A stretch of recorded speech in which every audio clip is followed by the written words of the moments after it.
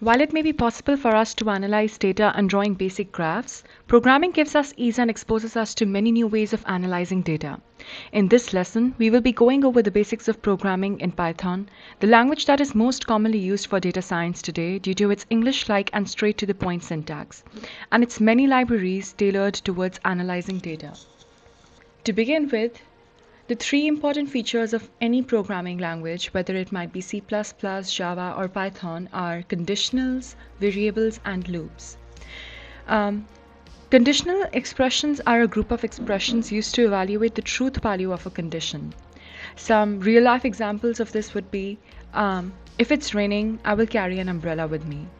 If that's true, and if it is raining, then we will make the decision to bring an umbrella. The most common conditional you'll come across is if and then. Next is variables. Anytime we want to store something in the memory, we cannot just directly store it without any location. And so to do that, we need to store the data in something. That's something we call variables here. There are some rules to name variables for every programming language, but variables are just random names which are given to the computer memory. Let's say I want to store number 5 in the memory. Instead of just directly storing it, which is not possible, I name a variable, let's say num, and I store 5 in variable num. Next is loops, which is for repetitive tasks. Loops are probably the most favorite for people who are lazy because they help you to reuse the same code for multiple times. There's no number of times you can do that. So instead of hard coding to do some task repeatedly, you can just use loops to do them. We will cover loops later in today's lesson. Another perhaps more fundamental and powerful feature are functions for running routines. By this it means when we want to achieve a certain functionality, we can make functions, we can define functions that do that for us. Let's say we want to add multiple numbers. We can just define a function sum that adds multiple numbers for us, and every time we need to do that in our code later on, we can just call that function. Functions are really important for writing a code that reduces the cost because we're using less number of lines, and there are many other uses of functions. They're building blocks in a sense because you need functions to do big tasks, small tasks. Every programming language has its own pros and cons, and there's no best language to use. It depends on what kind of task you want to achieve. So if you want to write a code that just runs on any system, Java is portable. Some say Python is currently the most popular programming language overall. So the same question, which one is better, Java or Python or C++? It depends. If you require optimal speed and low-level control over hardware, C++ is probably the best language. And if you're developing enterprise software systems, then Java is likely what you would use. If you're doing data science or quick and dirty programs, that is scripts, then Python is a good choice. In our lessons, we will be using Python. And so this is the most basic hello world, the message, which we do with every language when we want to start coding. Fun with variables. We discussed variables before. An example of hard coding data into the code. So here we have variables named today, day, month, and year. And what we're doing in this block of code is we're just storing the day, which is Monday, the date, which is 14th, and June, and 2021, which is the year. It's important to keep in mind that there's a proper syntax to store strings, which is, as we can see here, which is in double quotes. So anything that is in double quotes is considered a string. So when we print today is, any message should also be in double quotes since it's a string. String is basically just a group of characters. And so this would print today is, and then the date, which is the day, and the month and the day, the year that the user inputs. So here we had the user stores, and so here we have today is Monday, June 14, 2021. Another way we can interact with the user is by providing input prompts on the screen. This allows you to have dynamic behavior without changing the code every time. What this means is that instead of changing the code every time you need to change the date or the day, you can ask the user to input. So here the date input Date underscore input is the variable name, and we're storing the date here. The date you chose is, and then we just print the date that was entered. You can play around with these. These are user interaction prompts. For example, here we have what this block of code has is a number of variables: number input, number slider, text, text and drop down, date input, checkbox, boolean drop down. And then we're printing the numbers and slider, which is here, which is negative 0.07, and checkbox, which is true. So when we run this block of code, we get negative 0.7 and true. So next we're going to cover a really important feature, which is lists. Lists are also an important and useful construct. So Python has a unique feature called list comprehension. Python makes using lists more elegant. The name of our list is just any variable. It's the variable which is named words.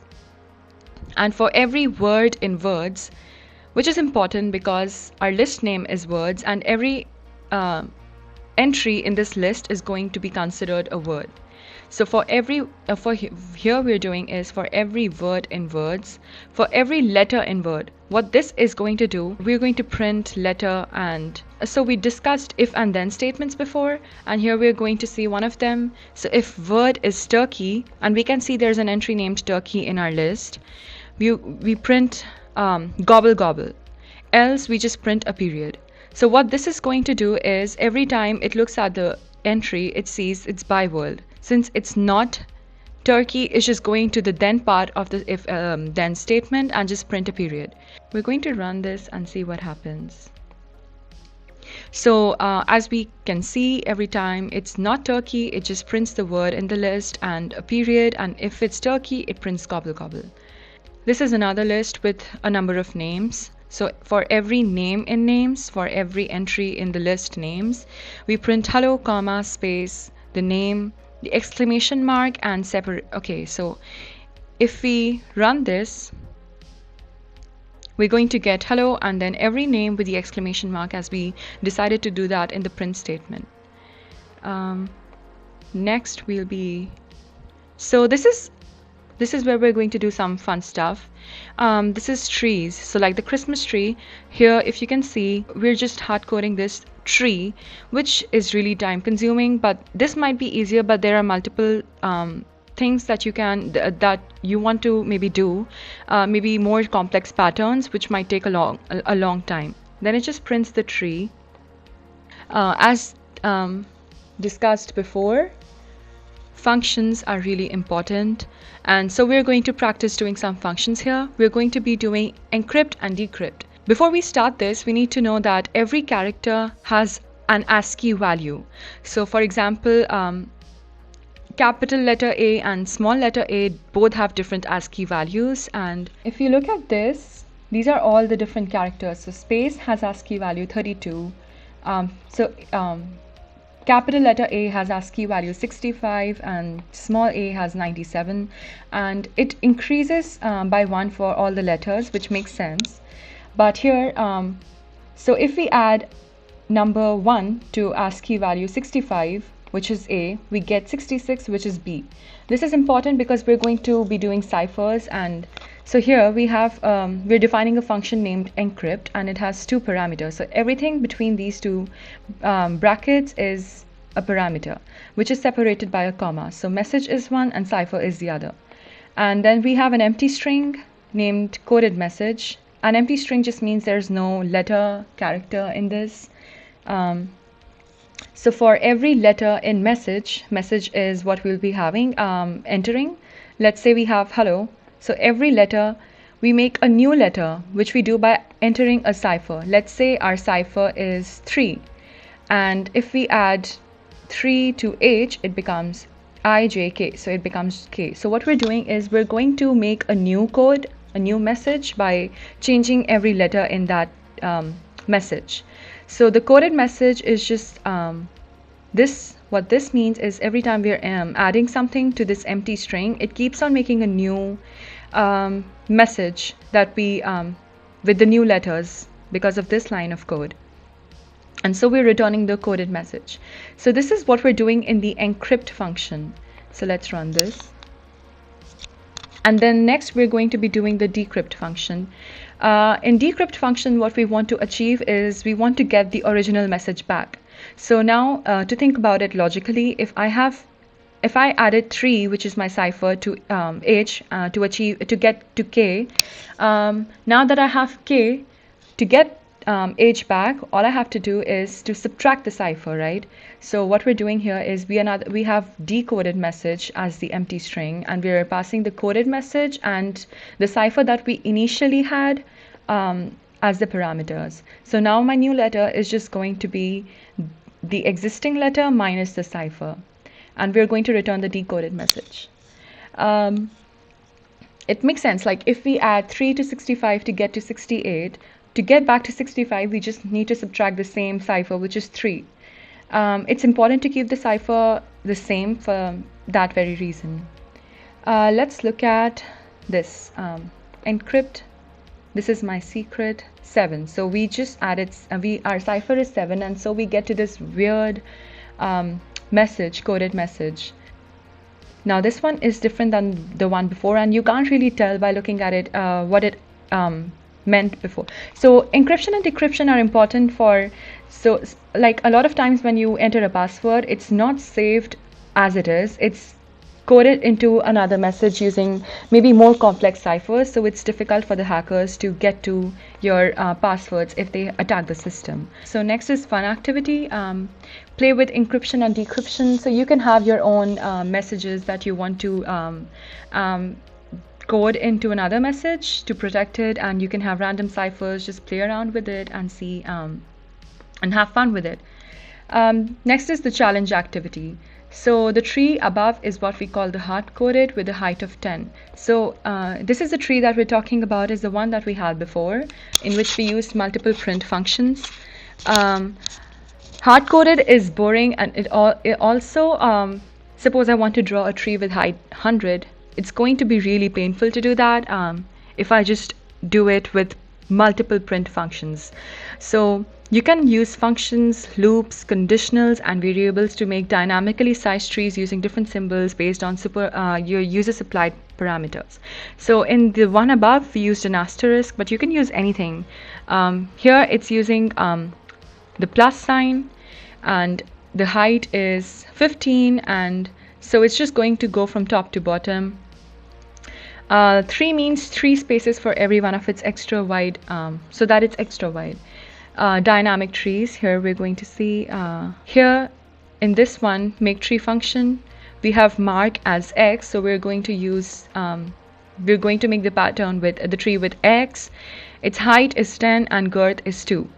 So for range, for row in range 0 to height, so it goes from top to bottom until it has the height 10. So if we count these are probably 10. We get this particular pattern.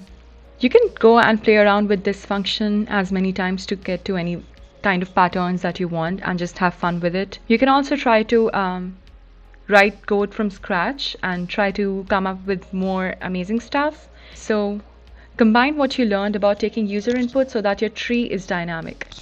But you can play around with these interacting blocks of code and try to come up with your own trees with your own designs and any kind of height. So at the end of every lesson, we give you a challenge activity so that you can apply what you learned practically and just make mistakes and learn more. It's not easy to just start coding in a particular language and come up with error-free code. So it's also helpful to fix your bugs by yourself and realize what you're doing wrong. So the challenge for today is that all of the trees that we had here did not have a top, and it would be nice if we had a pointy top, so it's just like a Christmas tree. Instead of hard coding it to make the entire function and using everything that you learned today to come up with a tree that does have a top. So that's a challenge for today, and I think that a lot of you will be able to do that. If not, there's multiple ways of learning this, and I hope that this lesson helped you to learn some really fun stuff. I would say just keep on practicing and reviewing these lessons and just exercising with all of these codes, and try writing by yourself and just see everything in the code and see what is what. Thank you.